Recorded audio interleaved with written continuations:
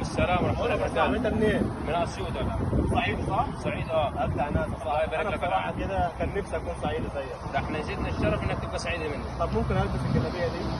الجلابيه دي انا اجيب لك منها ليك واحده هديه. الله يبارك لك. الله يخليك. وانت بس استناني في نفس الميعاد ونفس الوقت، وبكره ان شاء الله تبقى عندك الجلابيه. صعيدة كرم على فكره. الله يبارك لك أنا يا من بسمع زوج. كده. حبيبي تسلم يا نعم.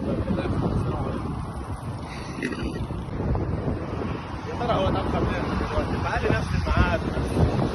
السلام عليكم. انا صراحه في مكان.